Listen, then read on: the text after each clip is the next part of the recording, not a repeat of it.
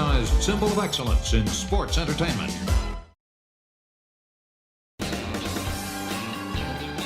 Hey, it's Conrad Thompson, and you're listening to My World. And of course, we couldn't do it without the Hall of Famer himself, the greatest professional wrestler of all time, your friend and mine, Double J, Jeff Jarrett. Jeff, how are you, man? Oh, Connie, it's our last one of the year. Merry Christmas. And I know some people are going to be listening to this on Christmas Day. Most are going to be listening to it the day after Christmas, maybe the day after Christmas, and we're heading into the New Year's. And Connie, what a year it's been. This is going to be an exciting pod today. It's going to be one of those ones. I don't know when we're going to dive into the topic, because I kind of think we're diving into the topic right now, because it is what's the name of today's podcast? I guess we got to figure that out, right? It's just kind of, hey, Jeff and Connie are talking wrestling, maybe a little football, maybe sports, maybe Cody, maybe who knows, Conrad? Who knows? Good to hear your voice. Good to see you today. You look fantastic. Good to see you, kind sir. I'm excited for us to talk about 2023, because that is our topic, I guess, is a 2023 year in review. And boy, as we're ending the year, there's big news coming out all over the place, including the announcement that All Japan Pro Wrestling is working with NXT. And there's a new president of New Japan Pro Wrestling, Tanahashi. The ace is the president of New Japan. That's kind of fitting, considering Triple H's rise to prominence over on the WWE side of things. This is a lot of moving parts over in Japan. The wrestling business is a changing. What do you make of all this news? You know, I don't even know where to start, but it puts a smile on my face. Who would have ever come up with an idea or thought that territories or promotions could work together? And there wasn't just one, or maybe there was one and two, and neither one of them acted like any other promotions existed around the world. But I am more than elated. Tanahashi, you know, when I get down and talk about favorite guitar shots, you always kind of go with the low hanging fruit, Beetlejuice, Gary Coleman, all that. But I guess as far as wrestlers go, the one I got to crack on, old Tanahashi, is definitely a favorite, because hearing a Japan audience react to a surprise one was a lot of fun. Tanahashi is one of those, when you witness Tanahashi in his prime in Japan, it was without a doubt, you knew you were just kind of watching a talent that was larger than life. His work is fantastic, but his charisma always set him apart. Every card year, all that. He's just fantastic. But for him to be stepping into this role, only time will tell. You know, I mean, obviously he's been groomed on so many different levels, but you know, it's a whole different story when you're put in the driver's seat, so to speak, and he's in the driver's seat. I wish him nothing but success and everything that goes with it. Those folks were really, really affected hard by the pandemic in so many ways in Japan, much more so than here. And we were super affected, but a lot long-term, and their business model is different. It's so live event based, revenue driven and all that. So wish him nothing but luck. And then the All Japan stuff, Connie, you know, All Japan, the ups and downs. And when you know the history of Japanese wrestling, the ebbs and flow of it. And it's very exciting. I'll just say that. I just think rising tide lifts all ships, and you kind of look at the Mexico scene, you look at the Japan scene. It's really, really a fun time to be a wrestling fan. And we've talked about that over and over and over, just kind of the shifts and moves in the industry and how things have continued to rise, and the merger. And we're going to get into all that, but I'm excited to see that. And you know me from way back when I left TNA, that was as big as an initiative as possible, because just the world, we're connected by our phones and instantaneous information, and watching YouTube, you can watch every style of wrestling. So it's no longer certainly the territory days, or even in the Attitude Era and the 90s, where you really just saw two brands of wrestling. Those days are long gone. And so the world is exposed to all different shapes, forms of professional wrestling. And I'm glad to see WWE, and of course AEW has been doing it kind of since day one. And exciting times, pal. It's nothing but up for the business. Well, speaking of excitement, we're excited to announce a new affiliate partnership with Fanatics, the world's largest collection of officially licensed fan gear. An easy way to support your favorite podcasts. Shop for your favorite players and teams by using our special URL, shopsportsmerch.com. That's shopsportsmerch.com. Or if you're watching along with us here on YouTube, be sure to hit that QR code that's up on the screen right now. Or if you're just listening, check out the description for this podcast. We'll have the link right there for you. But you can shop with confidence for your favorite jerseys and caps, shirts, jackets, hoodies, and more with Fanatics. And when you use our special link to support the show, it really helps out. It's shopsportsmerch.com. That's shopsportsmerch.com. And Jeff, this is a great time of year. Of course, this past weekend over the Christmas holiday, we had Saturday night football and Sunday night football and Monday night football, 3 full days of games. And of course, college football season is still here. And before you and I talk again, we are going to see the college football playoff. And I want to get your picks because hold on. Let's just not skim through this Fanatic situation. I know they are a fantastic partner to the show, but let's just kind of get down to brass tacks. I know you've been on the site like I have, and look at all the options: baseball, football, college, hockey, soccer, NASCAR. I mean, you name it. They've got it all. And Conrad, I'll never forget when you gave me that phone call. I was going through the airport and it was really crowded, and I was having to go from upstairs to downstairs. And so I had my earbuds in, and this guy right beside me started talking loud. Conrad had to go over. When you started laying this out to me, I am super excited. Just the opportunity to partner of the show, but it's, we got access, and it contributes to the welfare of the show and all that. But Conrad, and I know you've been to my house. I'm not sure if you've ever been in Cody's closet. Have you ever been in Cody's closet? I have not. Okay. Well, pal, I'm going to have to probably do bonus episodes. I'm going to have to probably do some more video gaming and baseball. I'm probably going to have to take some independent bookings just to support Cody's habit of these jerseys. Are you kidding me? So no, all kidding aside, I just thought I'd let you in on that. There's only going to be a few people more excited than me about the Fanatics relationship, and that's going to be Cody and Karen. So on with it. College football. Sorry to interrupt. No, man, listen, I'm over right now at shopsportsmerch.com because I'm making sure that I got all the gear that I need to pull for the Crimson Tide in the playoff game. Woo, roll Tide. When are the Tennessee Volunteers? When is their playoff game? What time is that? I know ours is January 1st, 4:00. When do you play your playoff game? I think we already played the Blue Bonnet. No, God. Isn't it noon? Is it noon? Help me out, pal. And I'll be honest, I don't really keep up with. I'm trying to make peace with you at the end of the year. Look, I'm not interested. You're not interested in making peace. No, seriously. You guys are playing Iowa on New Year's Day at noon. You guys are an 8.5 point favorite. You think you guys can manage to cover against Iowa?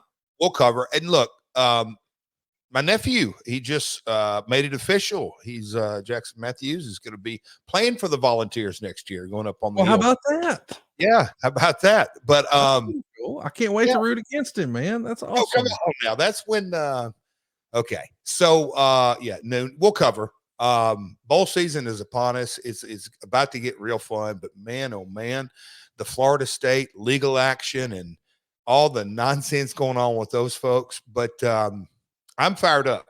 College football, this is the last year, Conrad, and our international listeners, you who probably don't care, but we're going to talk about it anyway.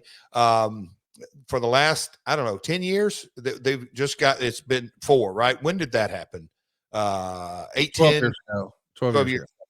Next year we start, isn't this, this is the last year, right, Conrad? Next year we're going into the whole 12 team playoff next year. 12 team play. I mean, that's going to be, that's big news. That's big news. But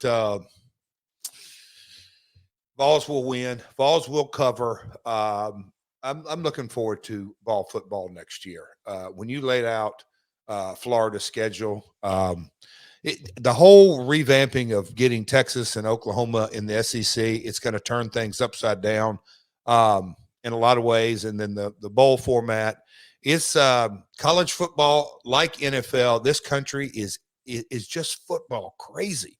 But as we've discussed, it is a heck of a televised sport, like wrestling. It works well for TV. So let's talk about the playoffs. We've got Texas at -4.5 over Washington. Who do you like there? Where are they playing? You don't know. I don't know, bud. Texas travels, Washington travels. I'm trying to figure it out. There's a little home 4-point line. I just don't think you can. I don't think you go against Texas. I'm going Texas. I'm going Texas. They're solid. Plenty of time to prepare. Obviously. They're in the Sugar Bowl, I guess. So they're in New Orleans. Okay, they're the home team without question. Without question, Texas. Well, you got, pal? I got Texas. What about Michigan and Alabama? Michigan is a 1.5-point favorite. They're playing in the Rose Bowl in Pasadena, California. Who will travel well better? Michigan? I'm thinking Michigan will travel well, but not that it really matters in this. Yeah, you can't bet against Saban. So you're going with the favorite for Texas, but the underdog for Alabama? Yes, sir. I'm going to Alabama, and I'm thinking I'm betting a little bit with my SEC heartstrings. Yes. The Wolverines, Maize and Blue, Big Papa Pump will be super fired up. He's probably just so dialed into this whole deal. Is Harbaugh leaving? To me, if he's on the way out the door, it affects the outcome. Is he on the way out the door, you think, Connie? I would be. I mean, he's still continuing to face sanctions. You know, like they're saying that there's more coming, and it feels like whenever a program gets in trouble, a coach just hits the old highway. Yeah, they're after it. What do you think about the news that Kirby Smart might be interested in the Falcons? Boy, that hit social media like it was a done deal. I think Kirby is looking out after his family. I think he's looking at college football. I think he's probably looking or listening to good advice with his agents. Do you think his stock can get any higher? I don't. No, I don't think his stock can rise if he comes back next year and wins it or whatever it may be. I think he thumps Florida State by 21 plus. And he is. Really? You think it's that lopsided? I think it is a beat down, and I think this is Kirby's swan song. I think he's out. I think he's going to say, "All right, folks." I think he's getting his stock up and his players. I do. I think he is moving on. The game of college football changes next year, I think. Yeah, it does. Well, it changed a lot with NIL, but it seemed like he did okay there. Georgia is a 14.5-point favorite over Florida State. They're playing this coming Saturday at 3:00. So you're of the opinion. Go ahead. You're of the opinion that Georgia is going to cover the 14.5? Oh, yeah. Look, one's 5 and one's 6. And Florida State has worried and bitched more about. They have no gratitude. I mean, they bitched and complained, and I'm sure I'm going to get my Florida State haters, and I get it. I do. I understand why they're upset, but at this stage, I would have loved. Hey, listen, here's what I'd like. I hope Florida State wins, and I hope Alabama just agrees to play them the day after the national championship and just whip their ass old country style. Like, if they would have made it in here, can you imagine? They're a 14.5 point underdog against Georgia. If anybody had an argument to be in that game or in those playoff games, it should have been Georgia. Like, I would love to see if Texas was playing Georgia. Would Texas still be the favorite? I don't think so. I don't think so either. Yeah. That's at the end of the day, I haven't heard any bitching and complaining from Georgia. No, and they had the real right to bitch, maybe, if such a thing exists. They lost Well, one game by how many points? That's what I was going to say. Is like when you really drilled. Anyway, I know it's to me it's very reflective of each school's administration. No, I don't hate to say that. I say that it's very, very reflective of each school's administration. Let me just go ahead and say there are a bunch of fantastic sales going on right now at shopsportsmerch.com. Of course, right after Christmas, as you're listening to this, they always run a big sale. Now might be the best time to load up on some of that swag. With Christmas in the rearview mirror, a lot of retailers have some excess stock and they're going to do some deep discounts. You can get a deal today and help the show out by going to shopsportsmerch.com. Whether you're buying some nasty Titans gear or some awful Tennessee orange or some beautiful crimson, it's all at shopsportsmerch.com. So listen, Jeff, let's talk about some of the news and notes through the wrestling business this last year. I want to, oftentimes when you're with somebody, you hear the good news and the bad news. They'll say, "Oh, I got good news and bad news. Which one do you want first?" That sort of thing. Well, I think we should just get the bad stuff out of the way right up top. As we talk about 2023, let's talk about the lives we lost, because there were a lot of really talented people in the wrestling business who are no longer with us. In no specific order: Bray Wyatt, a third generation superstar like yourself, Blackjack Mulligan to Mike Rotunda. Bray Wyatt starts out his WWE career as Husky Harris, but boy, that's not what he'll be known for. He really struck gold with the Bray Wyatt character, and he gets a lot of the credit for the way that character was created and evolved. And I mean, he really showed off his creativity outside of the wrestling ring with this character. And Bray Wyatt would become a WWE champion and eventually transform himself into the Fiend.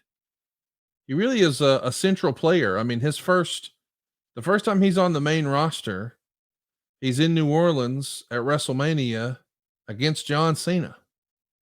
I mean, this is a guy who worked big time WrestleMania opponents, had big time feuds, guys like The Undertaker, guys like Randy Orton, guys like John Cena. And he was the head of the Wyatt family. He worked with everybody, the John Cenas and the Undertakers and The Rock. Man, gone way too soon. August 24th, he passed away at just 36 years old. Golly, dude. That's the halfway point for a lot of men in America. And here he is being cut down at just 36 years old. Gone way too soon. A story that unfortunately we hear all too often in wrestling, but this one is hitting extra close to home. All those young babies at home. Just a sad story, man. How much time did you spend with Bray in your time in WWE? Well, that was it. I produced and did live events and international. Those are the kind of three buckets that I worked in. But whether it was on the producing side / creative side or the live events, I worked with him quite a bit during my time there. He was always, the main event on the live events. And I've told that story before, that the chairman and me at about 2 a.m, Vince more or less dictated an entire match, which was fascinating as I look back into it, on Vince getting in to the mind of the character and the mannerisms. And he was taking on Seth Rollins, and, Vince wanted to make sure that I had it down and had to send it back to him, and he approved, and I took to the live event and working with Bray. But, when I saw Bray, the Fiend merch numbers, when you saw his reaction, when you just kind of saw all the kind of the barometers and how the people responded, look, there's nothing that I can say that makes, it's hard to really come up with certainly any new descriptors, but creative and talented and unique and an enigma. And, years ago, as Undertaker got rolling, late 80s, early 90s, and all through the Attitude Era, just kind of how Rock, Stone Cold, DX, all those characters in a lot of ways that were personified the Attitude Era, if you will. The NWO was Attitude Era, but Undertaker, in a lot of ways, was timeless. Well, The Fiend, gone way too soon in so many ways, but his rise to prominence, like you said, is as the Wyatt family, but he was the leader of that. But from the very beginning, when that character launched, you knew, if you knew Bray, okay, that's an extension of his personality. And man, that is special and unique and creative. And, I think there wasn't any person on the creative team or anybody in the WWE at the time that didn't have to say in the early days, now that's a little different. Is that going to work? And man, it wouldn't just work. It would go through the roof. Bray, and I say this so many times on this pod, connecting emotionally with your audience. He did it on multiple levels. And it is, on me and Mike rode up and down the roads together, and he third generation and all those connections. But from the non-wrestling side, the human side into it, you have to reflect, and we'll never know why, but God was ready to take him home. Only the good die young, as Billy Joel says. So Bray was a unique, I hate to say this, sweet soul. I don't think you should hate to say that. In the Fiend doesn't go together, but I'll say that Bray, he's a sweetheart of a guy. Super awesome. The interactions, and I'll get emotional. The interactions that he had with Cody are irreplaceable. Yes, there's I've been in the business my whole life, and when you see different guys say hello to your kids, and the other night, that was that was 2 nights ago.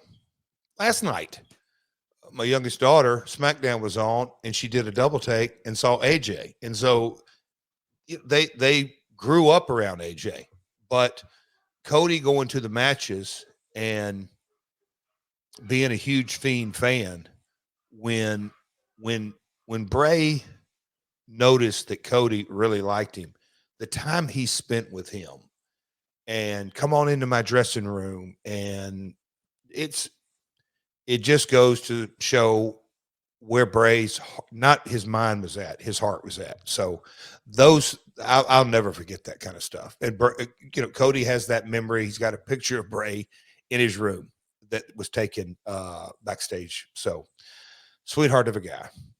In a weird way, Cody has helped you separate the good people in wrestling from the turd human beings, has he not? Well said. I'm just saying, like, you and I have talked before about how I am jealous. You always come up with I would have never really, I don't say verbal. I don't think I would have gone down that thought process, but boy, you ain't kidding. In a weird way, I'm not saying this to sound the way it does, but it's almost like he's your accidental drug sniffing dog, like he can, or bomb sniffing dog. Like he knows, okay, there's might be a problem over here, and you can just see as he moves around how people interact. It's like, all right, that person gets that this is entertainment and it's supposed to be fun. And if you had to use one word to describe Cody, it's fun. Cody wants to have fun, and I don't know. I just he's the light of your household. I'm jealous, and I'm glad that Bray got to sit with him and spend some time with him. He sure did. Another fellow that was gone way too soon was Jay Brisco.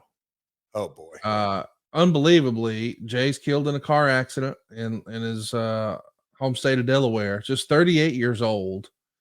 I know Jay had worked for you in the early days of TNA, but he was really Mr. Ring of Honor.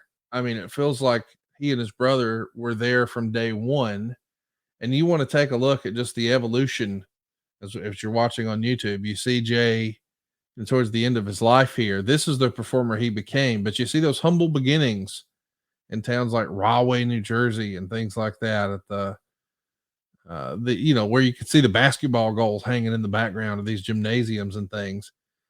I mean, this guy was a special talent, a special performer. He had credibility as a singles performer, as a tag performer. And I think, we all kind of assume and take for granted. Once he got with AEW, I thought, okay, this is finally it. This is finally his big break. He's going to come out on a big national scale because he had opportunities more than a decade prior. And because of his religious beliefs, he was suspect to send a tweet out here or there. And I guess that maybe kiboshed all of his opportunities with WWE for a long, long time. And if you ever met the Briscoes, certainly if you met Jay, and how could you not like him? And it's just a sad state of the world, I suppose, where he was so staunch in his religious beliefs and was doing what he felt was right and raising his family. And then when some of that bled over onto social media and it didn't make everyone happy, it felt like it created a ceiling for him. And he evolved and he learned. I'm not defending what he did. I mean, he certainly apologized and atoned and all that jazz, but that makes him a human being, Jeff. He learned, he got better, he evolved. I don't know. I just hold him in such high regard. Just one of the real genuine good guys in wrestling, gone way too soon. And another guy that I can't help but wonder, man, what if? What if we had more time with him? What if that silly controversy, would have never been in his way? Like, what was the upside for Jay Briscoe? He was a special performer. What was your experience like with him, and what did you think of him as an in-ring performer? The early workings were a cup of coffee. Things were moving so fast. So they're in like any one special memory. They were young. I was young in my business development days, and that just it happened. I remember seeing those guys at the Crockett Cup that took place in Nashville in March, April, May of 2022. And then kind of just fast forward and look, and I've said this, Dutch Mantell a couple of times, and the timing just never worked out because they were, like you said, they were at TNA, at Ring of Honor, they were the mainstays. They were pillars in so many ways. Dutch would always say, man, these guys got special charisma and uniqueness. Come here, watch a little of this. And brothers, yes, but identifiable, unique, different personalities. And over the last year, through his brother, Mark, I've gotten such in a lot of ways, a newfound respect for their legacy and the match they had with FTR last December. I don't believe in coincidences, only convergences. There's no accidents. All these gentlemen that we're going to talk about, it was obviously their time on earth. It was time for them to go. Bray, a head scratcher. Jay, just a tragic wife, kids. Those are really life hitting you right in the face. Yeah. But me having the opportunity to go down to the farm, have a lot of fun, obviously, with Mark, and developing a relationship with him. And we had the concession stand brawl match, and we're going to talk about the unique matches here in a little while, but just a lot of fun. But I'll never forget it was out west, I think Fresno. I think the accident happened, and I was on the plane.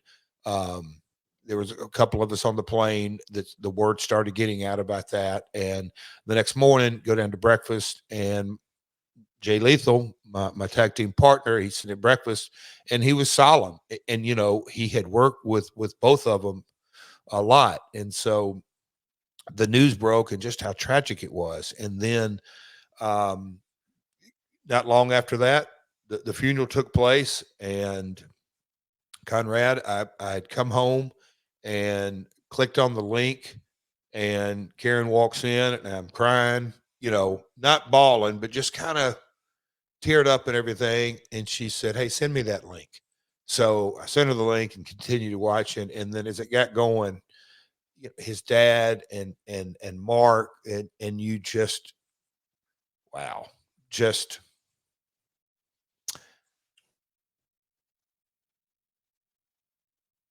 what a life he lived.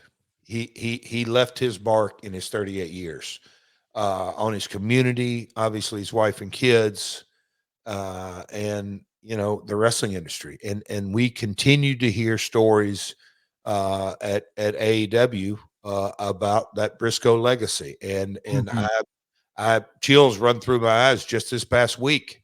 Mark and Jay Lethal had a match in the tournament that, outstanding match. But points, put that aside. They tore the house down, and it was, you just have to say what you said. What could have been, and I'll say them as a tag team. What an incredible tag team opportunity that they would have, in my opinion, shine brighter because of the uniqueness. They don't, God broke the mold when he made the Briscoes. I'll just say that. To your point, and this is really what I was getting at. I mean, listen, I loved Ring of Honor, and it was awesome. And I'm sure it paid those guys a nice living, but I can only help but wonder how many millions they would have made had they been a part of the big machine with WWE much sooner. And I just know they would have been in the conversation for all-time greatest tag teams. I mean, their whole persona was believable. You were able to suspend your disbelief. They had credibility with the audience, like as soon as their song started. And it was in some ways like a modern day Dudley Boys, in that they could work every style, but they could also be brawlers or technical or whatever you wanted to do. Yep. And I feel like when people have the great conversation about all-time great tag teams, because most of their work happened with Ring of Honor and not with a WCW or a WWE or for that matter, even an AEW, I don't know that they'll be in the conversation as much as they probably should. And I know that, point of pride in your work and all that, that's important to them. But I just think about, man, there'd have been a couple extra commas hanging around for their families had they gotten there. And it's a damn shame it didn't happen. Yep. But it is not the story of Terry Funk. We've talked a lot about Terry Funk on all of our programs over the years, and I sort of described him when unfortunately he passed the day before Bray Wyatt. Talk about back to back. I mean, he was your favorite wrestler's favorite wrestler. Like almost everyone in the wrestling industry today has drawn on some inspiration from Terry Funk, whether it was a promo or gear or moveset or some sort of match stipulation. But what a life he lived. He passed away at 79 years old. He did it all, sometimes twice. This legacy he leaves behind is another multi-generation legacy, just like we talked about with Bray and of course yourself. But goodness gracious, a member of wrestling royalty. We lost Terry Funk in 2023. What are some of your favorite Funk memories?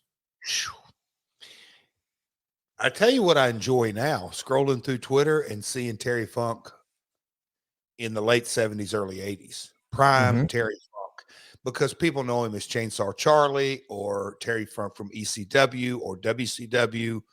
And even some folks, and it was great, the Flair Funk.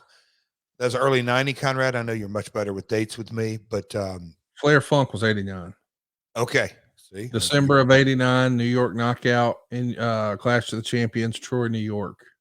There you go. And didn't they have a good one in Nashville? I think. That's where the feud got kicked off. He was the judge in the final match trilogy of he and Steamboat. So that's where the pile driver on the table happened. All that happened where you killed Ric Flair at the Municipal Auditorium. I think this will help me make my point. How old was Terry at that stage? So that's 30 years ago. No. So 90, 30. So died at 70. He's over 40. Okay. Yeah. Over 40. Yes. Yeah. He would have been, he was born in 44. So real quick, let's do the math on that. He would have been 45 years old.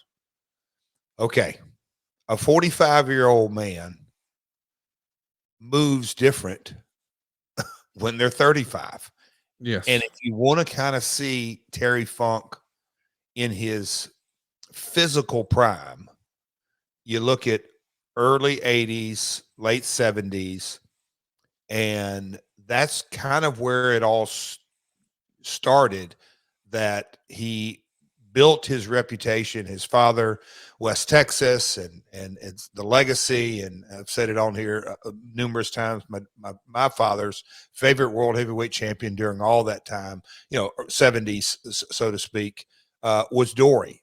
He loved Terry's entertainment above anything. He just booked him, and the empty arena match with Lawler, and I've watched that on 3/4 inch tape, not VHS, but 3/4 inch tape in my dad's basement. My eye and just the Terry Funk impersonations. And again, like I said, I worked with him at WWF, WCW in the territory. He threw me around like a rag doll. I wore a tie to the ring one night to do a save on Lawler at the end of the night, and he tossed me from one ring to the other, a man's man and all that. But to step back and kind of watch his body of work, there's never been a Terry Funk, and there never will be another one. But I mean, when you kind of look at territory Terry Funk, and then world heavyweight champion Terry Funk, and then you get into the WCW, WWF, ECW, all that. What an incredible performer and the body of work. He gave his life to this industry. He was married to this industry, and the effects that he had specifically on Mick Foley and others. I think to myself, and just the other day, Conrad, the Von Erich movie, it just came out, and I want to get your feedback on that. But it's a national campaign and everything that goes with it. And it's, if you've lived it, not to get into this, it's a very, very tragic story. 5 out of 6 kids, and just it's to me, it's very tragic. But if they were going to do a movie on a wrestling family, can you imagine if they had done it on Terry and Dory and their father? I mean, the stories would be incredible, because he lived a life of unbelievable moments that lasted 40 years. He is truly up there at the, like you said, your favorite wrestler's favorite wrestler. He's up there at the very, very top of all-time performers, because his staying power is almost unmatched. Well, when I think of staying power, I think of our friends over at Miracle Made, because these sheets are going to stay fresher 3 times longer than your regular sheets, and that's because they're silver infused. You see, this silver prevents 99.7% of bacterial growth, leaving them to stay cleaner and fresher 3 times longer than other sheets. Not only that, but they're so luxuriously comfortable without the high price tag of other luxury brands, and it feels as nice, if not nicer, than the sheets you'd find in a 5-star hotel. But as if that wasn't enough, this less laundry angle, and it feels soft, how about the idea that it's thermoregulating? You see, the silver infusion in these fabrics, not only was it inspired by NASA, but it works to help keep you at the perfect temperature all night long. It's going to help you fall asleep, but more importantly, stay asleep, because you're going to be at the perfect temperature. And we're fussing and fighting with the covers to get to the right temperature. Miracle Made's got you hooked up. And by the way, you can still get the perfect gift for someone in your life. I know yesterday was Christmas, but our celebrating's not done. I've got folks I'm getting together with after the new year, and we're still going to be celebrating the holidays. Well, you know what they all want? What everybody wants? Pipe down, Al Snow. I'm talking about better sleep. I'm talking about luxurious feeling bed sheets. And these come with 3 free towels, so you really get 2 gifts in one. So go right now to trymiracle.com/myworld to try it today and maybe get some for somebody else. A little gift during the holiday season. We got a special deal for our listeners. Save over 40%. And if you use our promo code MyWorld at checkout, you'll get 3 free towels and save an extra 20%. By the way, Miracle's so confident in their product, it's backed with a 30-day money-back guarantee. So if you aren't 100% satisfied, you'll get a refund. Upgrade your sleep with Miracle Made. Go to trymiracle.com/myworld and use the code MyWorld to claim your free 3-piece towel set and save over 40%. Again, that's trymiracle.com/myworld to treat yourself, a friend, or a loved one this holiday season. So another icon gone in professional wrestling in 2023, Jeff, was the Iron Chic.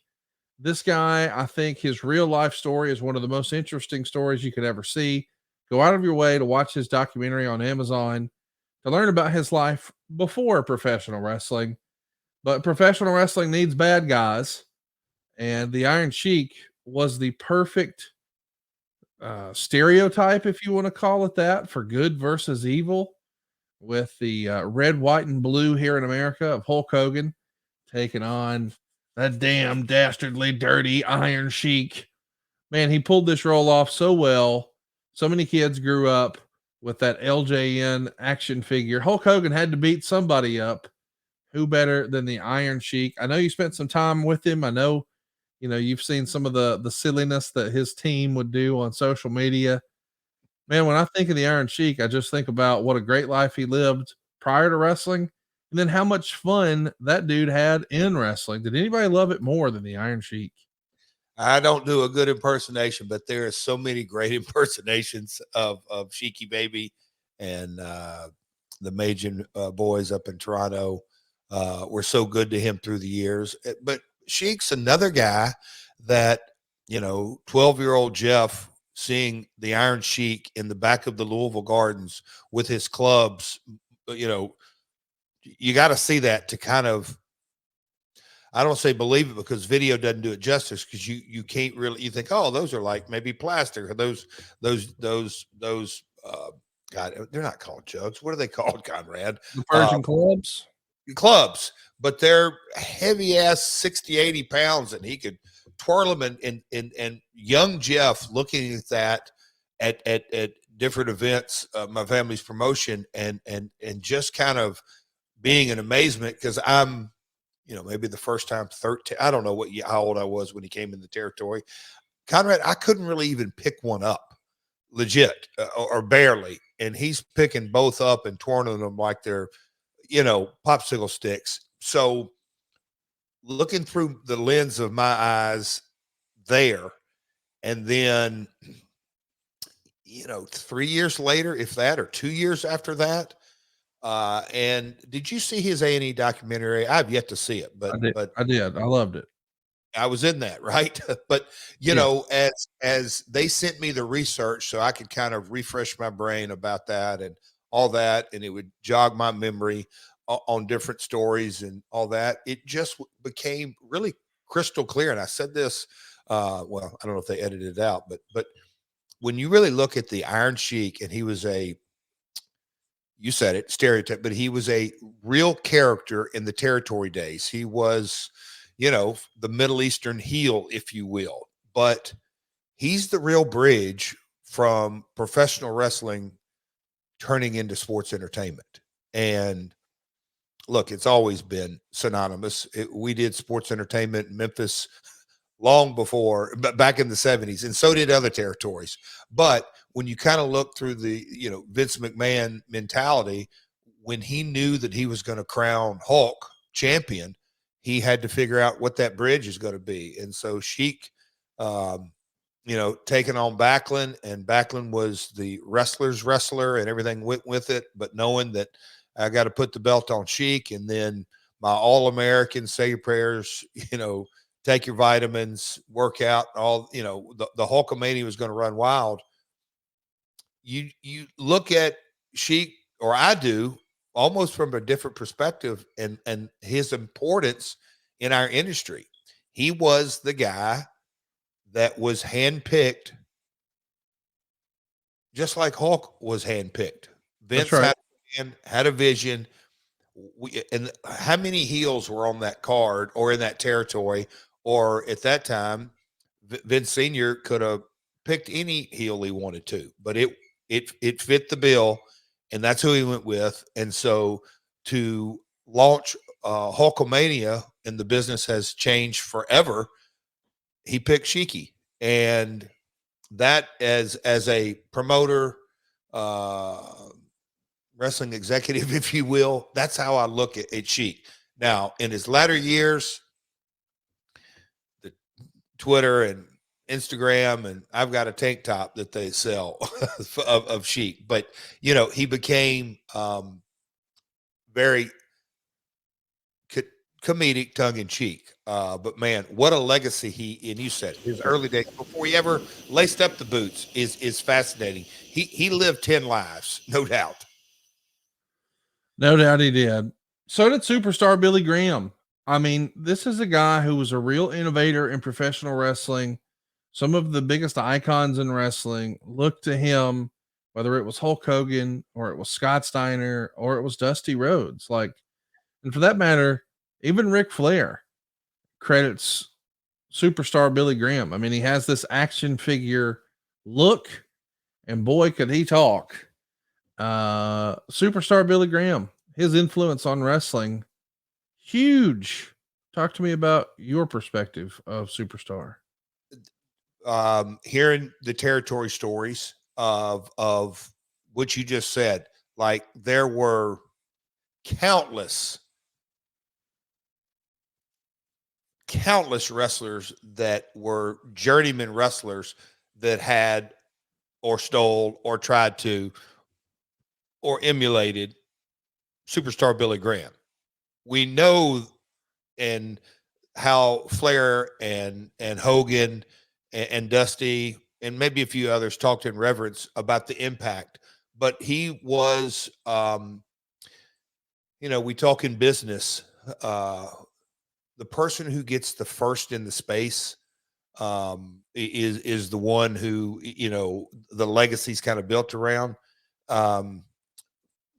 If you just take Dusty, Rick, and Hulk and know that their charisma, their talent, their persona, all heavily leaned in to superstar Billy Graham.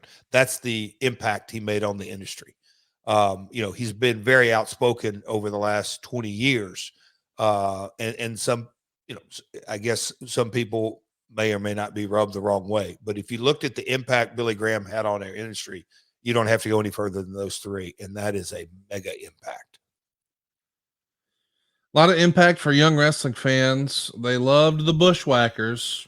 Oh, gosh. Bushwhacker Butch, an all around character, unfortunately passed away in April, 78 years old. You want to talk about a guy who had a tale of two lives again. I mean, the sheep herders were blood and guts. Think like old school ECW, but then you fast forward and man, they could do the comedy. Like my good buddy Cassio, the Bushwhackers were his absolute favorite tag team. What a legend. Did you ever spend any time with Bushwhacker Butch? They were in the territory. And to tell you, and I got to work in my early days with Jonathan Boyd, who was also a sheep herder. But in my early days, prior to breaking into the business and watching Lawler and Dundee, an impressionable teenager, 13, 14, 15, 16, 17 years of age, during that time when I was just, oh my gosh, just mesmerized. And the territory was red hot. But, Lawler and Dundee and Idol, Dutch, and others, they all the different programs and styles. But the sheep herders, when they came in,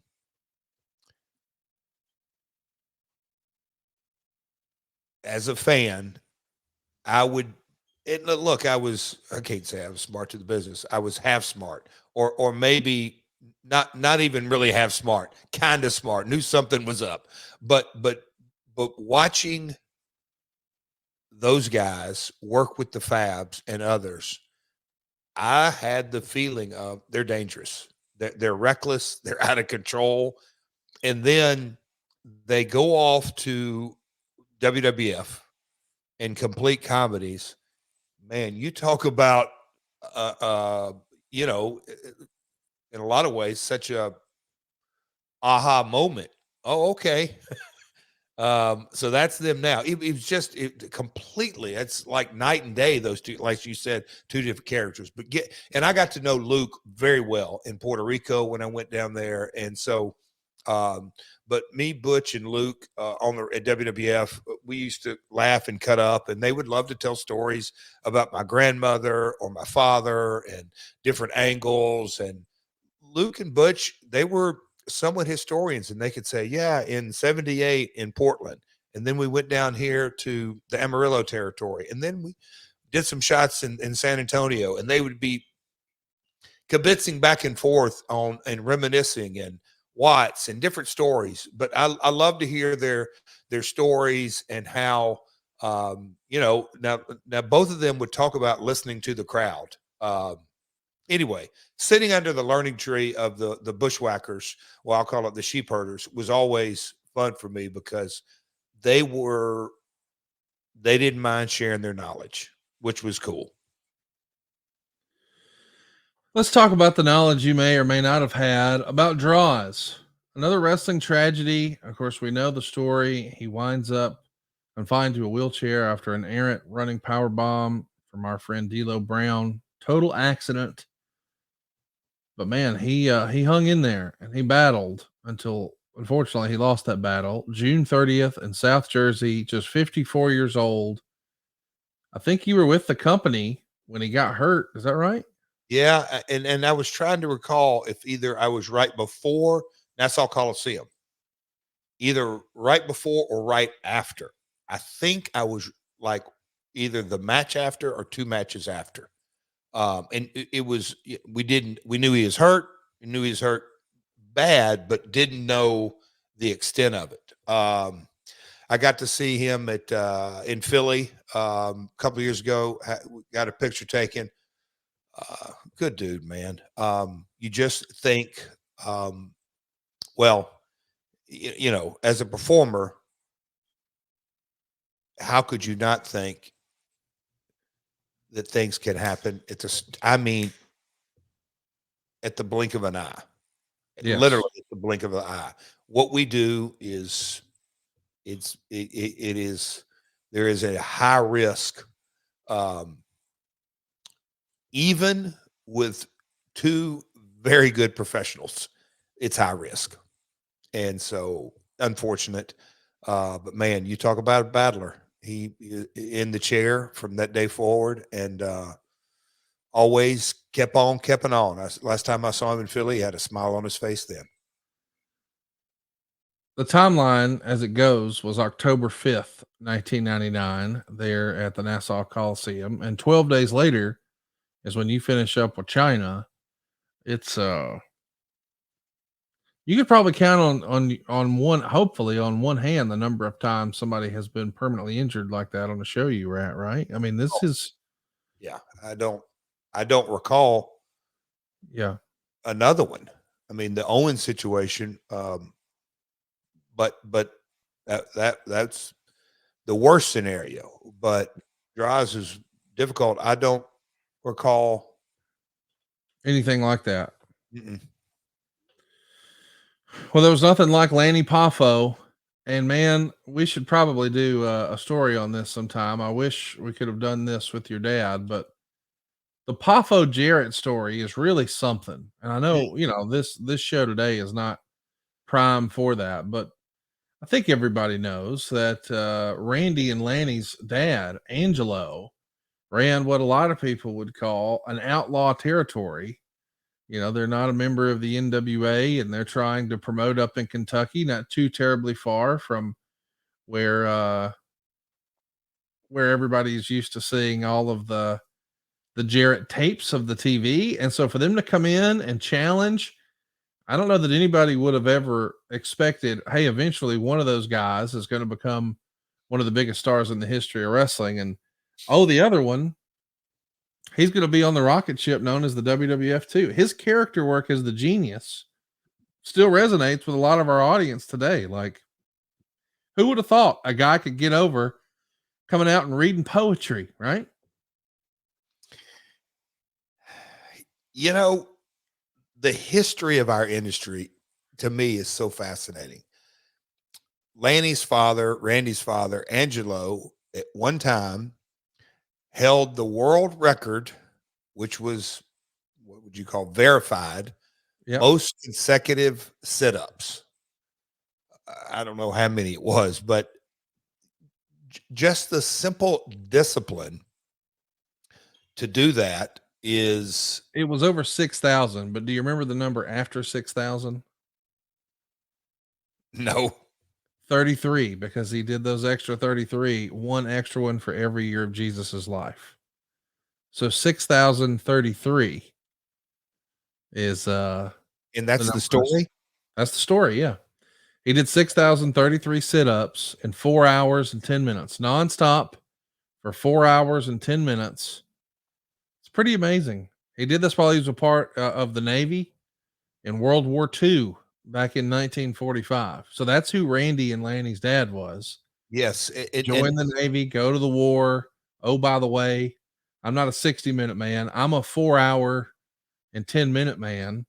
And I'll not only do the Guinness Book of World Records or whatever it is for the most sit-ups, I'm going to throw an extra 33 on there for my man, JC. That's a big deal. Jeez, do you know that's the first time I've heard of that story, which Really? gives me a whole nother level of respect. And that was at the very core. My father respected the Paphos. Now, yes, you watch gangster movies and crazy stories and all that. Well, there was a time that was, I mean, Conrad, we're talking the 80s. So not that long ago that, you know, you pack your wrestling bag and you pack your concession stand and there's a ring truck. And by the way, make sure you have your pistol in your pocket. It just, the stories and Lawler and Dundee and just kind of the territorial war and Savage, Randy and Lanny going on their TV and Tony Falk and Pez Watley and Bob Roop and their territory. And they were literally in I guess both sides they were in the fight of their life trying to make their territory go, and it was a smaller territory in Lexington and other markets, but Savage and Lanny was right in the middle of all this, going on their TV challenging Jerry the Queen Lawler, and then coming down to our arena, and you just didn't really know. We're not that far removed from all that craziness, but the Pafo family,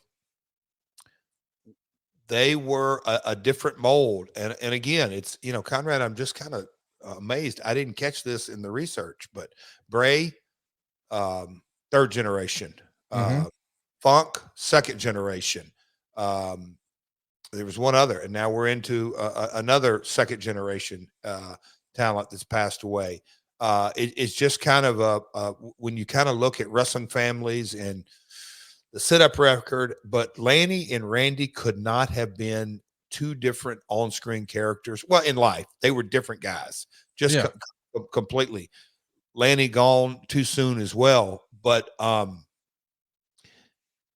loyalty and look, you know, their mom is always in the background, but when you look at the tight-knit family that they I guess were, it kind of, to me, that puts a smile on my face. Randy always took care of Lanny.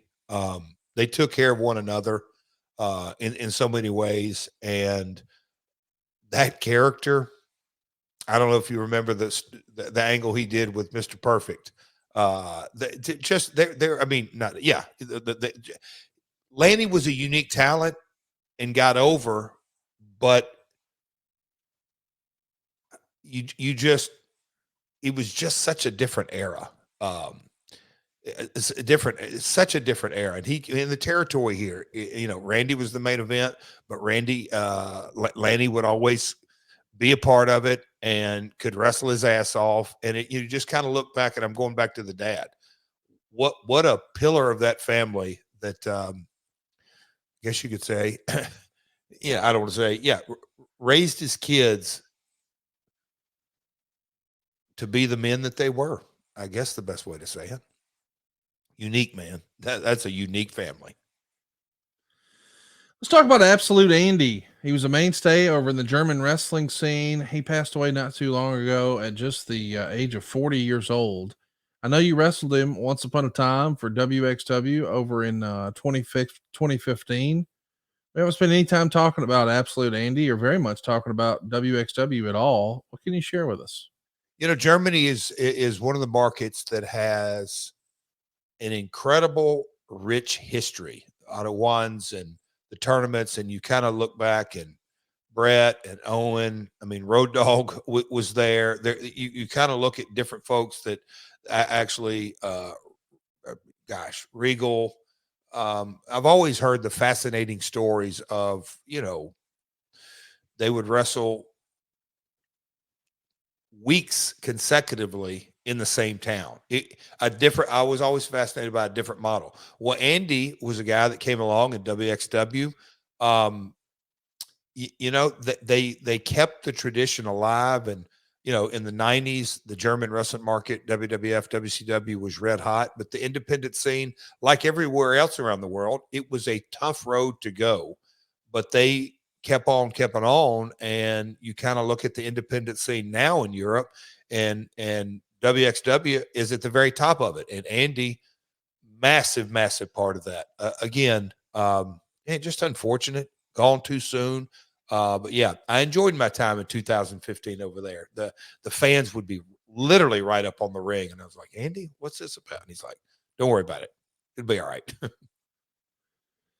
Last but certainly not least, unfortunately, we lost an icon of professional wrestling. One of the people responsible for a lot of the things you see and enjoy about wrestling today. Your late great father, Mr. Jerry Jarrett, passed away earlier this year. This will be, or I guess as folks are listening to this was your first Christmas of your life without your dad. We tried to do what we could to pay tribute to your dad when all of this happened, but we're several months removed now with the benefit of hindsight. What have you been processing lately when you think about your dad and his contributions to professional wrestling? Well, I am super grateful. God, I mean, so many things. Look, it's documented, and I don't think there's ever a perfect father-son relationship. We had our ups and downs, but I am so grateful for the last however many years, 5, 6, 7 years. I could go on and on and on and talk about this, but Conrad, when you kind of look at, he passed away on February 14th and Valentine's Day. But when I think of last New Year's and last Christmas and last Thanksgiving and, his last birthday, my last birthday with him, just all, whatever markers it may be, I can't help but have gratitude for it in so many ways. I think about Ric Flair's last match and him being a part of that. And him, I mean, it just, Taker and Brett and Mick and you, Connie, but that podcast we did, Conrad, on Ric Flair's last match, and him getting to have fun with David Crockett, and just all the things, Conrad, from a wrestling perspective, his last year of his life, could God scripted it any better? Because there was a time when he'd go on spurts. I don't watch it. I do watch it, and then the last year, especially the last 3 months, AEW and the stuff I did, and he got to see that Acclaim stuff and chuckled all that. But the Rick stuff was so cool. When I every day that that we continue to get away from the day of his passing, I kind of go back to my gratitude that lucky, man. I'm lucky that I got to hear firsthand his mindset on, I don't say so many things, but everything, the good, the bad, and the ugly. And sometimes I would scratch my head and say, oh my God, I've heard this story for the 1,000th time or whatever like that. But on the other hand, his perspective, and yes, time moves on and it's 2023 and now going into 2024, but kind of the same foundations and principles when you're dealing with talent, when you're looking through the lens of the fans, when you're kind of understanding, I call it the philosophical side of this industry in human nature. And as Shivani's book says, putting butts in seats, that has not really changed. It's got a different color paint. It's got a different color mechanism. There's just like everything's evolved. But at the end of the day, his principles that he taught me, and you can literally look at it in so many spectacles in the industry today, the successes of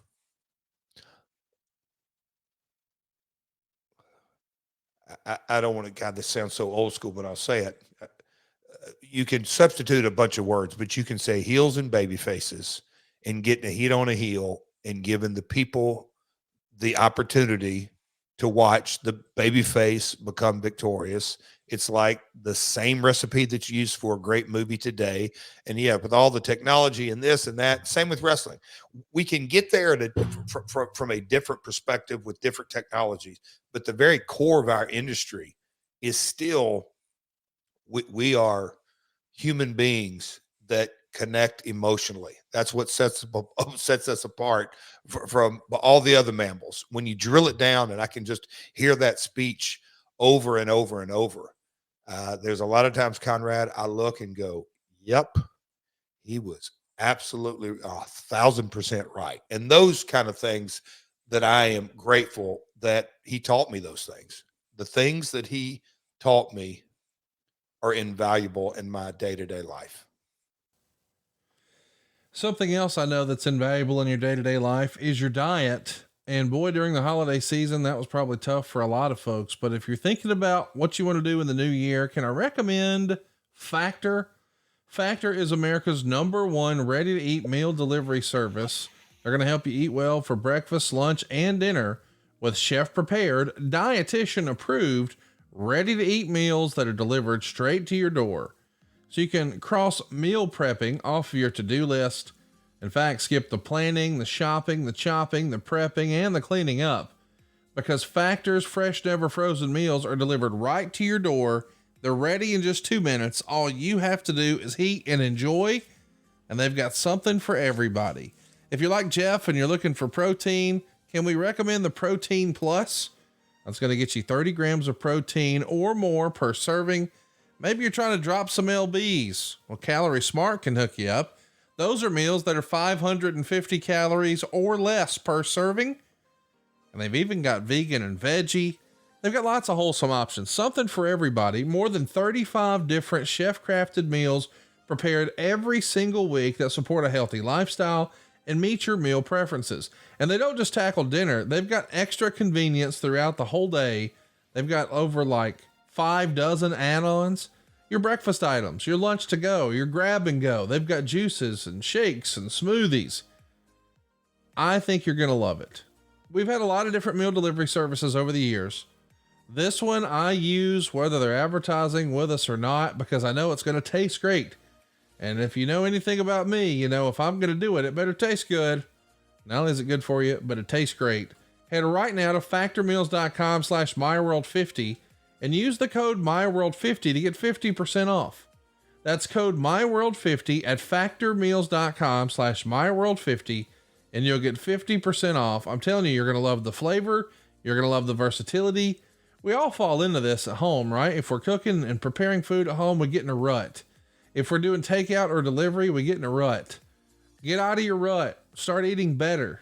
Not only is it better for you, in my experience, it's also more affordable and it tastes better. And how can you beat the speed? It's ready in just 2 minutes. That's factormeals.com/myworld50. Use the code myworld50 and get 50% off. Try it. I'm telling you, you will not regret it.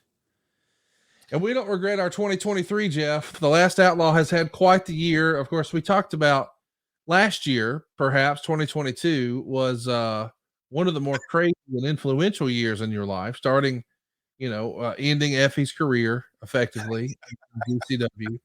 And then the character just evolved, man. And next thing you know, you find yourself beating up elderlies in the parking lot and setting pay-per-view independent records. And then you wind up working with AEW of all things. Like, who would have thought you'd be wrestling on a semi-regular basis again? I mean, in 2022, you went from I'm independent and I don't work for anybody to I'm working for everybody. GCW, NWA, WWE, AEW, Jim Crockett Promotions. You checked every box in 2022, but 2023 feels like a year maybe where there was some stuff happening behind the scenes. We got WrestleQuest launched, Hughes Baseball back-to-back playoff years. There's even talk of an expansion, and maybe there's going to be another stadium. I mean, you accomplished a lot of things outside of the ring. And of course, as we know, you single-handedly put Kenny Omega on the shelf. It's been a fun year for you. When you think about your 2023, it's a different year than 2022, but what all do you think you'll think about, if we close your eyes and you blink and bam, oh my gosh, it's 2033, because it'll be here quicker than you imagine. What do you think you'll remember 2023 for the most? Oh, wow. Well, probably like I've always tried to do when I think of career-wise, it's in front of the camera and behind the camera. Oh gosh, Conrad. I mean, you started running house shows for AEW. Well, okay, you want to behind the scenes. Okay, that is the most simplest term. That when I came to kind of terms with AEW, it was, hey, we're going to want you to appear on camera some, not a lot, but we really want you to come in and business development. Non-televised live events is one thing, and maybe international thing here or there, and maybe some different concepts and all that kind of stuff. And I'm like, I love it. And Conrad, you know me, you mentioned, you know the deal from baseball to the gaming, our podcast. I love business. My competitive juices get flowing. When my feet hit the ground in the morning, I always love for something to be, I don't want to be pushed out of bed. I want to be pulled out of bed. And if I kind of live my mindset that way, which I do, life is fun. And the house rules thing, up and running, and probably, I don't know, 20 to 30 and another 20 to 30 in Q3 and 4. We had all kinds of mindsets and plans, and let's ebb and flow and only commit to these and commit to that. It just crawl, walk, run, the same kind of business philosophy. And then this little show called Collision popped down in the middle of it. And all those were just literally all the plans for house rules were pump the brakes, in which I completely understand. 2 hours of primetime television always will take precedent. And that is, kind of the nature of the industry. And that's where we're at. But, as I come into, we won't get into that because that's 2024, but, lots of stuff going on internationally that I'm working on. And obviously Wembley, what an incredible opportunity to just be a small part, a teeny part, or whatever part you want to say, but in the business development side of it, Conrad, when you're in this industry and at the very core of professional wrestling, we're an event business. That's the very core of what we do is live events. Some are televised, some are not televised, but they're all events. And to be a part of the biggest event in professional wrestling history Mm. as live attendance goes in London. I love my UK.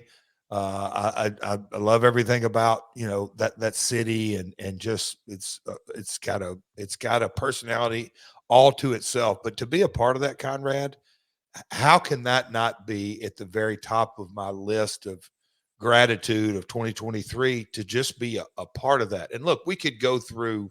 We'll talk about in ring in a second, but just to be a part of. I'm very thankful for the baseball. WrestleQuest is off and running, but wrestling is at my very core and third generation.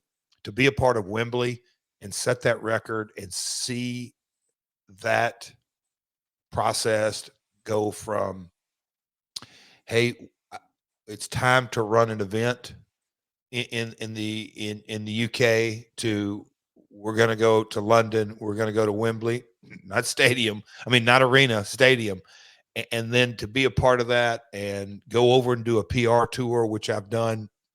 I don't know how many I've done in my life, 10, 15 with the TNA years, multiple different trips over there to promote things. I did a spoken word tour there, but to be a part of that and do a guitar smash on Talk Sport as a build up at this stage, all of those were in a lot of ways really.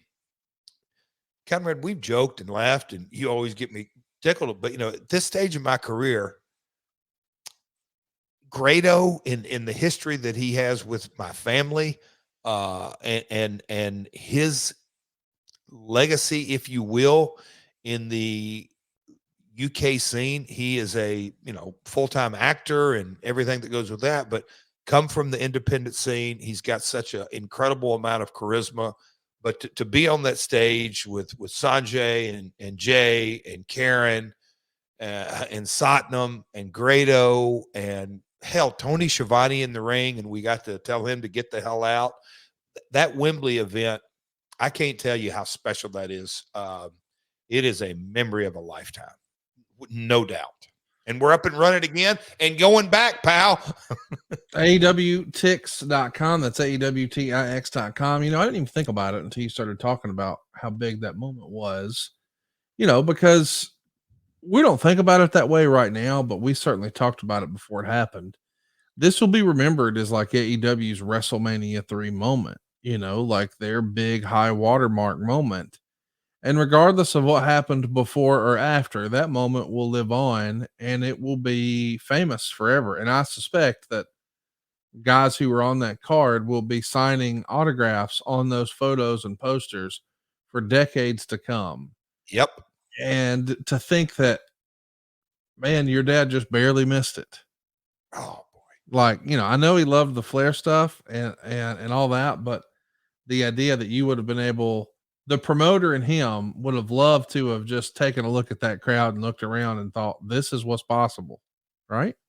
When I stood in Wembley Stadium that Sunday morning, I text my pastor, but as I'm looking around and kind of doing my mental checklist of, wow, this is pretty damn cool.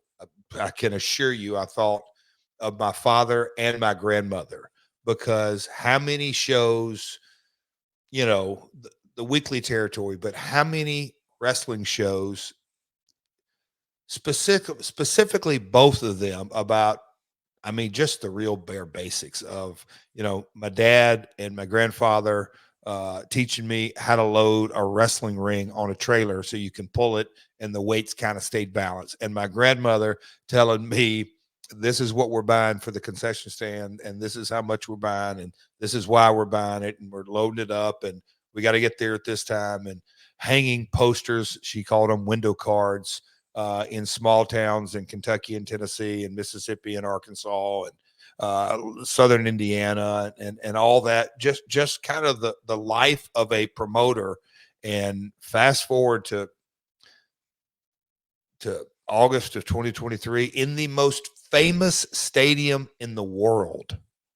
I mean, SoFi new, and it's very cool. And, you know, we could go down history and legacy and all that. Yeah. Wembley 100. Yeah. I mean, come on. It is for any person in this industry, it's right up there at the tip top of memories. We got to also talk about some of the things that were happening in the wrestling business. The WWE started the year off really, really hot. Conrad, real quick before we move on that, what will I remember about AEW? That was kind of behind the scenes. As we started up top, we were talking about Brisco, and I was going through research last night, and I thought about 2022. The Flair match that was just obviously with your involvement, where we both know the kind of how all that. I mean, from the press conference, but if you back up even before the press conference, that, hey, we're going to put tickets on sale. Oh, wait, Conrad, they went clean. Yeah, right away. And it's Rick and others.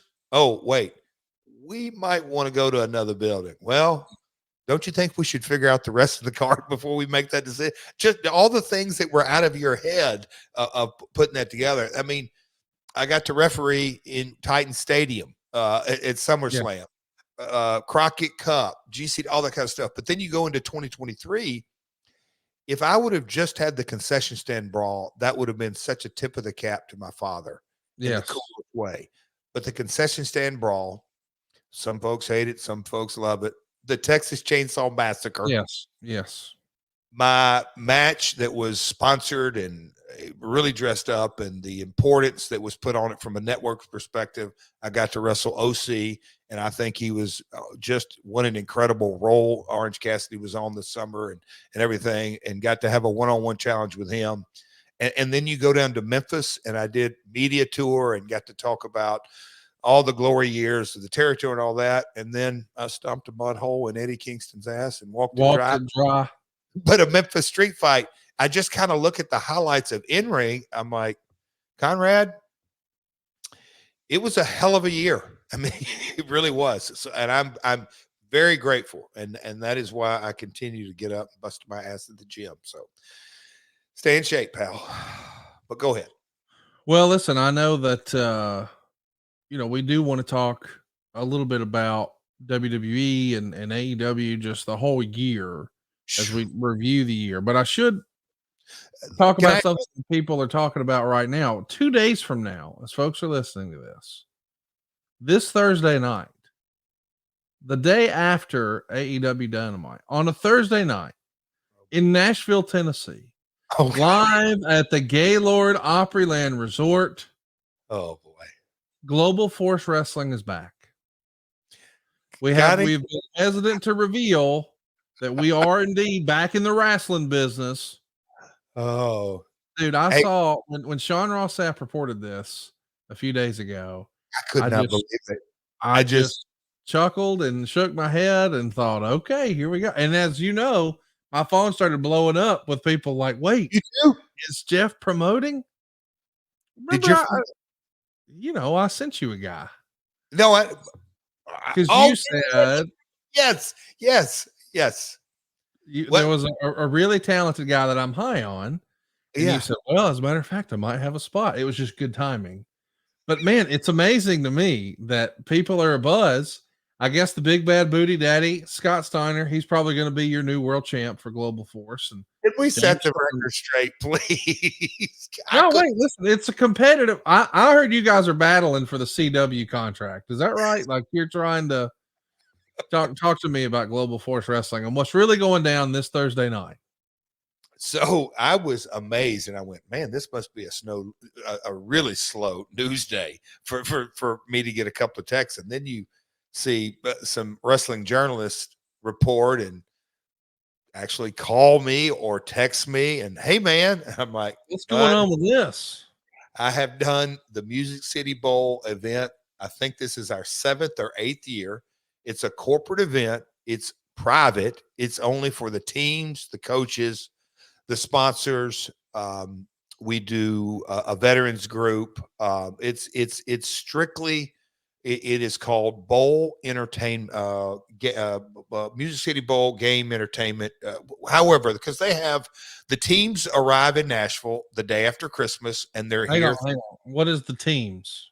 Oh, my bad. This year it's Maryland and Auburn, but the Music City Bowl is a college football game that airs on ESPN December 30th every year. It's not, wait, no, is it New Year's Eve? No, I think it's the 30th. The 30th, but it is a bowl that has really progressed through the years, and in Nashville that has gotten it's really got in the bowl world traction. And look, it's obviously not one of the big four and all that, but if you're looking for, and you have to kind of give the city of Nashville a lot of credit for it because it's a destination. Teams like to come here, fill the stadium up. They party in Nashville for 3 or 4 days. They make New Year's Eve out of it because Nashville has really exploded on the New Year's Eve scene. But I've had a long-standing relationship with my man Jay Grider in town, and we are Bowl Entertainment. So it's a private event, and the sponsors wanted a graphic made, and we've got some fantastic talent and all that. But it's a non-ticketed event. And for the record, not Global Force Wrestling, but Global Force Entertainment. I run everything through that. My baseball deal, my gaming deal, The podcast. yes, everything is through Global Force Entertainment. But man, it made some news, didn't it, pal? Which I just chuckled at. So, I mean, listen, you say it's private, but I mean, I know a guy. You could fit me in, right? I could come watch in a minute. Well, I'll have to leave that up to Cody because Cody, he runs. He's the gatekeeper. I got you. He's we call him the policeman. You may refer to him as the pistol man, but he's the policeman backstage. I got you. Well, listen, I know if I come up that way and the big bad booty daddy's there, I'm gonna need to have some Blue Chew. Today's episode and all of our episodes are sponsored by Blue Chew, and that's because it really, really works. If you haven't already, what's holding you back from trying it? This is what everybody wanted for the holiday season. But listen, you don't need an excuse. You need a website. It's BlueChew.com. Blue Chew is a unique online service that delivers you the same active ingredients as Viagra, Cialis, and Levitra, but in chewable form and at a fraction of the cost. The process is super simple too. You sign up at BlueChew.com. You consult with one of their licensed medical providers. And once you're approved, you'll receive your prescription within days. And the best part? Well, it's all done online. That means no visits to the doctor's office, no awkward conversations, and no waiting in line at the pharmacy. Blue Chew's tablets are made in the USA, prepared and shipped directly to your door, all in a discreet package. But there won't be anything discreet about your package. Blue Chew wants to help you have better sex. Discover your options at BlueChew.com. Chew it and do it.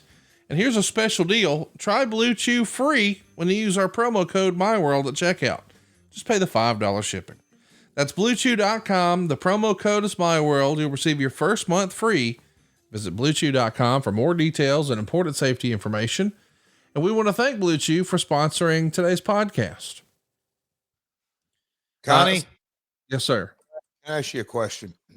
All righty. If I bring kind of like a mobile audio deal, or maybe my iPhone, or I'll take guidance from you or whoever you want to, hand me off to, but would you want me to get Big Papa Pump to do like a Blue Chew read? Can you imagine if he did a math read about his wiener in Blue Chew? When you look at your wiener and you look at mine, Conrad. Oh my God. Can you imagine?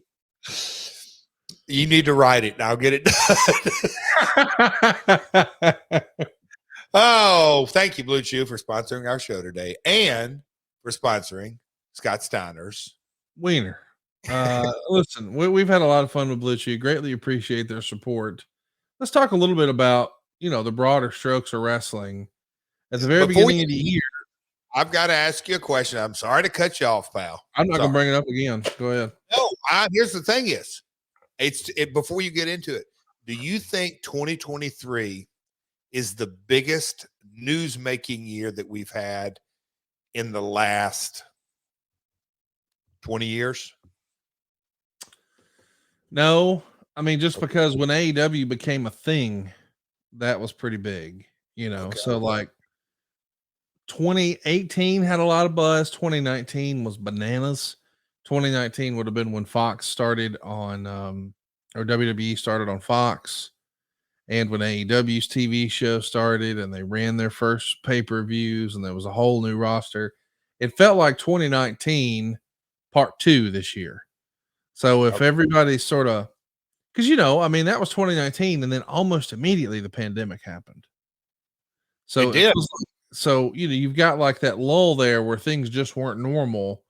And I can't help but wonder, and I think about this a lot, like, had the pandemic not happened, how would that have affected AEW? Like, how much did it actually hurt? It's not that you could have done anything differently, but I'm just wondering if AEW started, we'll call it at the tail end of the pandemic instead of right before it got going, what could that have looked like? What would WWE have looked like? Like, the timing of the pandemic is critical, I think, to AEW. I'm not saying that. I don't think it was all bad though. No, it wasn't all bad. It wasn't all bad. I'm just saying, I do wonder, because I mean, the way we as a society handled our business just changed Radically. Like, there is a true before and after, and the world just changed. And it would be interesting to take a look at how everyone would have responded to the pandemic on the WWE side of things, and if AEW started just on the other side of it. Interesting. I don't know. Maybe it's something. Maybe it's nothing. Interesting. Yeah. But there was a lot of news this year. The most recent news, of course, some of the most recent news, Sting is going to have his last match. As we're talking now, I think tickets have passed 13,000, and they're still going. The rumor and innuendo is that the staging might actually be changing because they want to fit as many folks in there as they can. They've still yet to announce an opponent for Sting's last match, which I was told a couple years ago you can't do. If you're going to announce somebody's going to have their last match, by God, we want to know who the opponent is right then. I guess we'll have to wait and see. But we are on a path to Greensboro. Tickets are on sale now, AEWTIX.com. Still a handful of tickets available because this weekend, Jeff, as folks are listening to this, is the big World's End pay-per-view. Samoa Joe and MJF in the main event. It feels like AEW always over delivers on pay-per-view. I felt like they did with the most recent Ring of Honor pay-per-view. No chance I'm missing the World's End pay-per-view. What do you expect from that World's End pay-per-view, Jeff?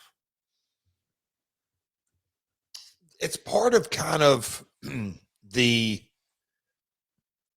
where I was kind of going with. I hear you, but I'm still a little debatable on which is the bigger year, because the WWE had news all 12 months, and you kind of look at AEW and look at, we talked on Wembley, going from 4 pay-per-views, which they launched, and now, Wrestle Dream, and obviously you have the Ring of Honor pay-per-views, and now we're doing our second one, closing the year out. And we're the format's being changed of what AEW is built on.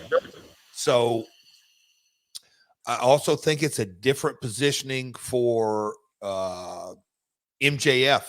I think his match has been promoted for quite some time right now. And you kind of look at Wrestle Dream, and that leaned so much into Inoki, and it was the new first one out of the mold of 4. I'm really looking forward to look, there's obviously going to be a full card, and like you said, always over deliver in-ring action. It's going to be balls out. It'll be a hell of a show. But as we sit here today going into it, the weight of the world is on MJF. And I'm excited because I think the really good to great ones rise to the occasion. And he's got the opportunity, and I want to see him knock it out of the park. But if there's ever been a show in AEW that is, for more or less, built around one match, this is it. It's going to be a big time show. And as we're recording this, there's not a ton announced already, but it is about MJF and Samoa Joe. We know we're going to get the winner of the Blue League and the Gold League, and that's all going to be a lot of fun. Don't miss it. AEWTIX.com. You can actually still pick up a handful of tickets, and of course, watch it on pay-per-view. Feels like these guys always deliver on pay-per-view. And to be clear, Jeff, I wasn't suggesting that this isn't the biggest year in news, but you said in like 20 years, and I feel like we had a lot of news in 2019, but perhaps the biggest news this year is, as I understand it, as we're wrapping up 2023, it doesn't feel like Vince McMahon has near the power of WWE that he used to be. I mean, he was the Geppetto of professional wrestling forever and ever and ever. And it feels like under this new corporate structure, now that WWE has merged with UFC to form TKO under Endeavor, it feels like Hunter or Paul, I guess, and Nick Khan are really the driving force in WWE right now. And of course, they're trying to deliver shareholder value. And you're hearing lots of rumor and innuendo about what TKO was trying to do with Monday Night Raw. And we know that SmackDown is moving from Fox to USA.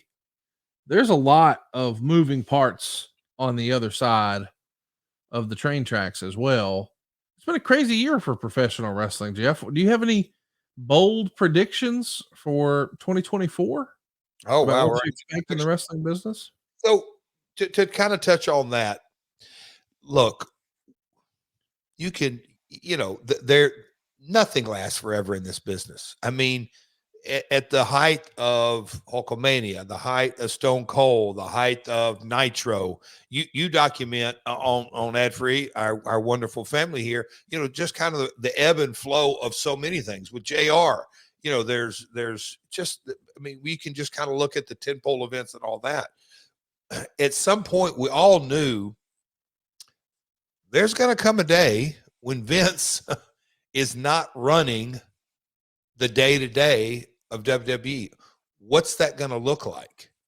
And the flip side of that is that when you really look at WrestleMania and SummerSlam and Royal Rumble and the real framework of the industry of his industry that he built, that's not changed. And Nick Khan has come in and we've talked offline, buddy. He is going to go down in history as the contributions that he has made to the industry are unparalleled in a lot of ways.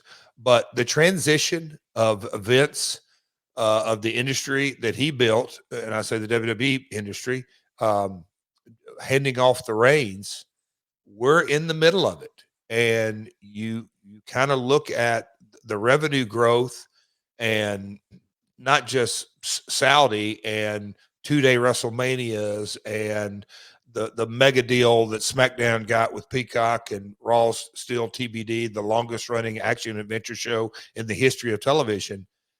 It's all kind of, it is the Vince McMahon machine still moving down the tracks. So it's very, very, as a lifer in the business, it's really cool to see the evolution. As far as prediction go, Conrad, if history serves itself, it's not going to slow down, one, and two, there's going to be some things that happen in our industry that we never saw coming. And if that doesn't excite you as a wrestling fan, nothing will. What that's going to be, I think we might even just start with Raw. I don't know. It's going to be interesting to see what happens with Raw. It's going to be interesting to see what happens with some of these big signees. We know that TNA is bragging as they're bringing back that brand and no longer calling themselves Impact, that they've got a big time signee coming in. And we mentioned at the top of the show, there's been a shift of management in New Japan, and a lot of different folks in AEW are going a different direction, whether it's Kevin Sullivan or QT Marshall, or a lot of moving parts in the behind the scenes of AEW, and same with WWE. It just feels like there's the winds of change are here for professional wrestling in 2024. And I, for one, am excited to see what's coming your way, because it feels like you're like the Forrest Gump of wrestling. You find yourself in the middle of all of it. You're going to be in the middle of it in 2024, Jeff. I just know. I don't know what it's going to look like. I do know that I genuinely love it more today than I ever have, because it's the industry that we all kind of just, there's nothing like it. It's, when we, it's been referenced lately, but my dad would say this, certainly my grandmother would say this. It's, there is no break. The machine keeps rolling regardless. It'll eat you up and spit you out if you let it.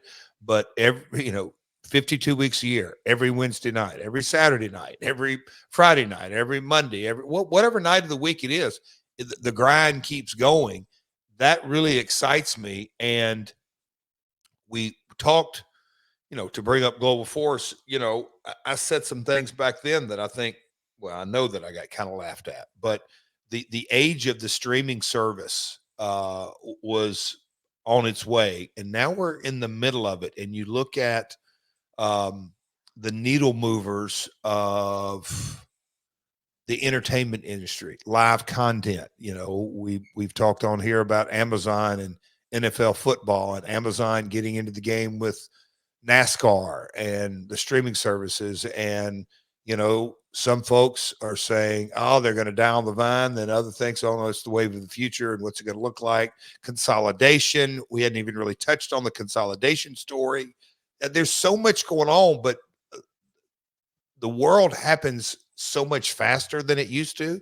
So I think we're going to get a lot more answers. Like I said, I think there's going to be some things that happen in 2024.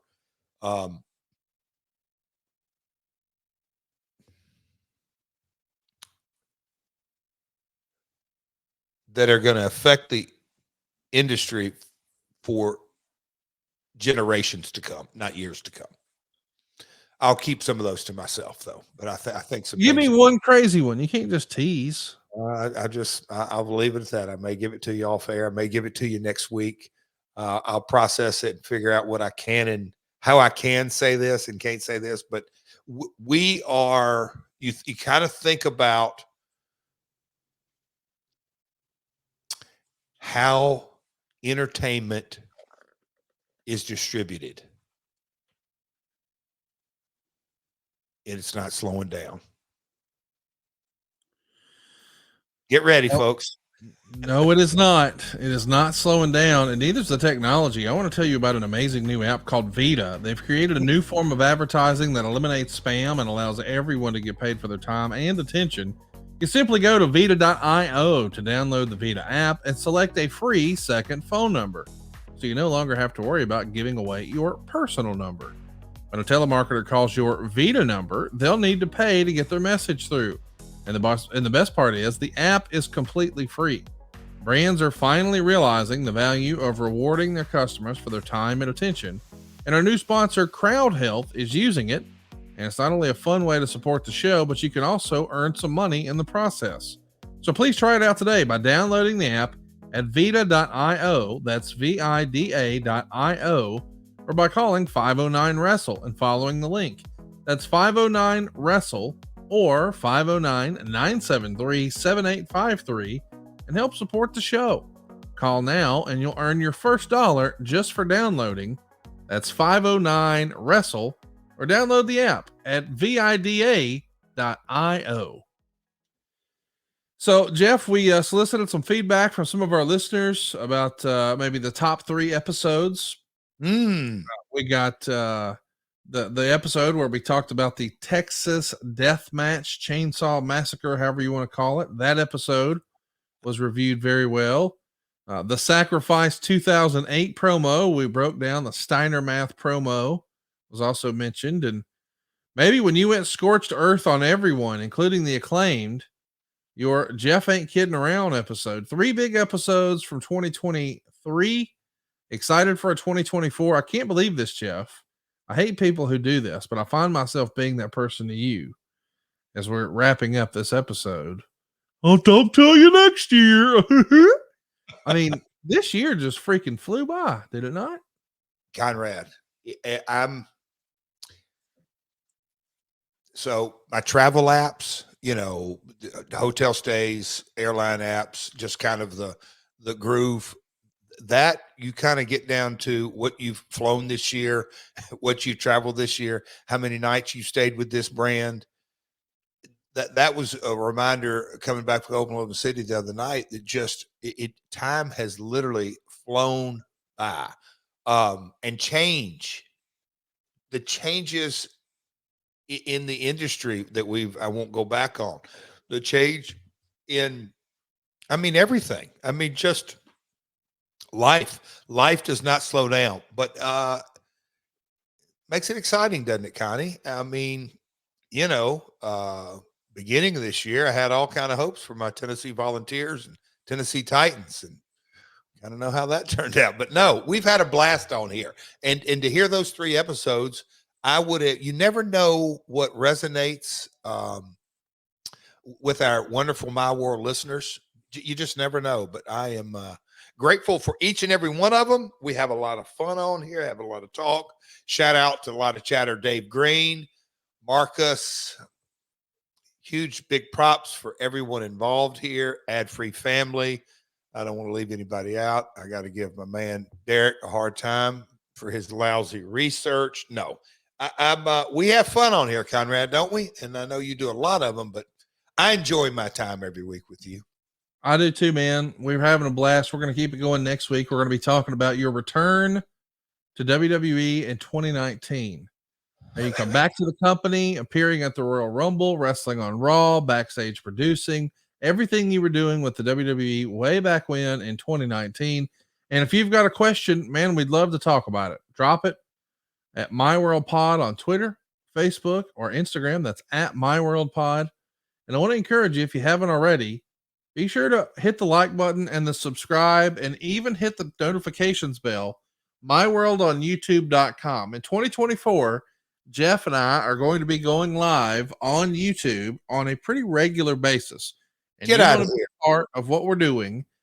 It's over on YouTube. Hit the like button, hit the subscribe button, but most importantly, turn on the notifications bell, because when we're live, you can be live with us at MyWorldOnYouTube.com. That's MyWorldOnYouTube.com. And Jeff, I'm looking forward to talking about next week when we talk about WWE in 2019. This ought to be interesting, because that is a totally different company than it is in 2024, is it not? And how bizarre that we're even talking about, if you go back to that time, that all of a sudden I appeared in the Rumble and people are like, what? They did a good job, or we did a job. Just appearing in the Rumble was a big surprise. And then what followed that? Bruce, Sanjay, Abyss. It just, yes, a completely different time. Creative, live events. Yeah, you said it best. That company that company has really changed since. Totally different. Wow. We'll talk about it next week. The good, the bad, and the ugly. Or I'm sorry, Jeff. We'll talk about it next year. Right here on My World. Peace, my man. Ready for some great news during the holidays? Just last week, interest rates fell lower than they've been in months. This could be your chance to finally pay off all of your high interest rate credit cards and lower your monthly payments by $500, $600, $700, even $800 a month. But how much can you save? It's free to find out right now at SaveWithConrad.com. And you don't need perfect credit or money out of your pocket. And you even get to skip your next 2 house payments at SaveWithConrad.com.